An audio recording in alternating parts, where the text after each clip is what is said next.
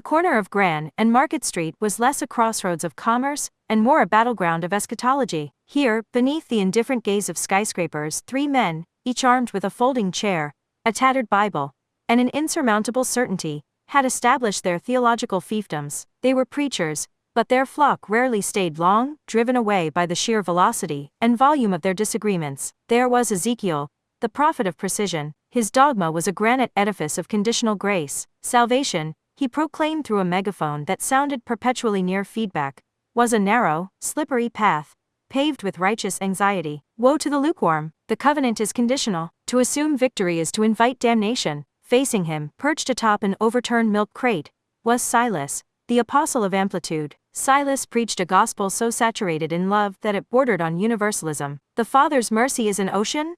Brethren, dive in. You cannot fail. Your works are filthy rags. His grace is a blanket of eternal warmth. He wore sandals and squinted cheerfully at Ezekiel's charts of woe. And then there was Bartholomew, the cartographer of the chronology. Bartholomew didn't focus on how one was saved, but when the end would come. His stand was laden with trifold posters, covered in meticulously numbered beasts, and timelines calibrated to the minute. We are in the 78th year of the dispensation of final warning. Those who ignored the seals and the trumpets will be left behind, trapped beneath the great tribulation's boot. Their disagreements were not mere philosophical quibbles, they were sacred warfare. For weeks, they had engaged in theological mudslinging, each attempting to prove the others were leading souls to eternal error. One Tuesday, after a particularly spirited exchange concerning the exact composition of the heavenly hosts, Ezekiel slammed his Bible shut. This is absurd. We are wasting the harvest arguing over the color of the sickle. We need definitive clarity. Clarity? Scoffed Silas. Clarity exists beyond your legalistic ledger books, Ezekiel, but I agree this squabbling is sacrilege. Bartholomew,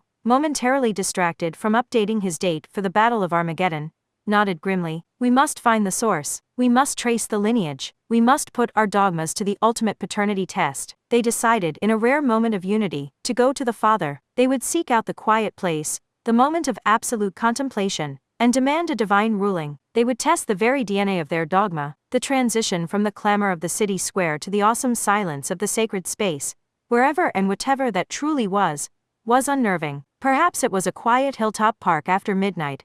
Perhaps it was simply the collective silencing of their own egos.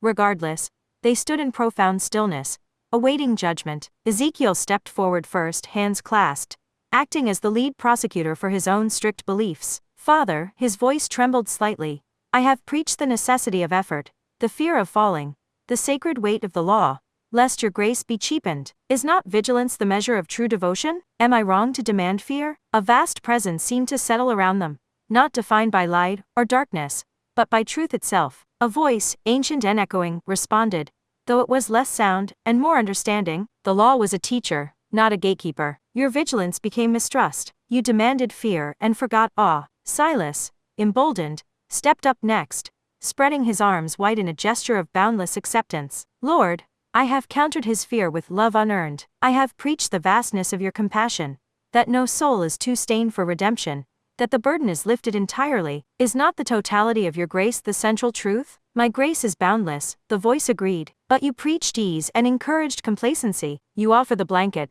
but forget the path. You seek to forgive the choice before it is even made. Finally, Bartholomew approached, clutching his damp chart, like a sacred scroll. Father, I stand on the certainty of your prophecy. I dissect the timelines to show them the imminence of your return. Is not understanding the signs the key to preparation? Must they not know the hour? The response for Bartholomew was preceded by a sigh that seemed to stretch across millennia. You chase the clock and ignore the moment. You have memorized the map of the final destination, but forgotten the urgency of the road they walk now. My return is certain.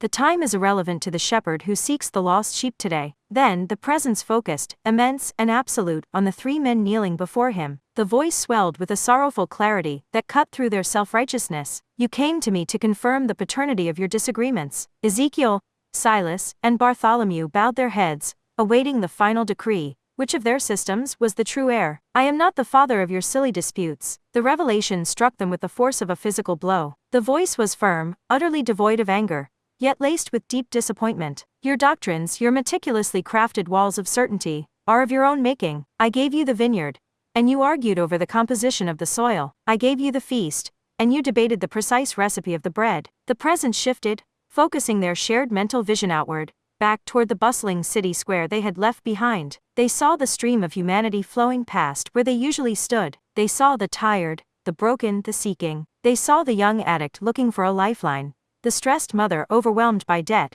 the lonely elder staring into the oblivion of a city crowd. They realized with sickening clarity that while they had been arguing over whether salvation was attained by a narrow sprint or a wide stroll, those very souls, desperate and lost, had simply slipped out of sight. Souls are being lost, the voice confirmed, echoing the damning truth in the silence, while my shepherds indulge themselves in disagreements that profit only their own pride. You squabble over the definition of the gate instead of simply leading lost souls to the true shepherd. The moment passed, leaving behind 3 humbled men in the cold quiet. Their megaphones, their charts, their books, all suddenly felt heavy, useless implements of self-aggrandizement. The DNA test was conclusive, their contentiousness was human, all too human. When Ezekiel, Silas, and Bartholomew returned to Gran and Market, the energy had changed. No chairs were set up. No megaphones were deployed. Silas walked quietly beside a homeless man, sharing the blanket he usually reserved for displaying his books. Ezekiel, forgetting the conditional nature of the law, simply helped a teenage girl struggling with a broken bike chain, his stern gaze replaced by quiet effort. Bartholomew folded his timeline charts, and instead used the back of the cardboard as a makeshift sign. Need help? Just ask. They did not debate. They did not preach rival theories. They simply saw. They served. They listened. They had been sent to tend the sheep, and they finally understood that the shepherd did not care about the quality of their theological dissertation, only the quality of their care. The ultimate truth was not found in winning the argument, but in finally, silently, leading the lost toward the voice whose sound they had only just begun to truly hear.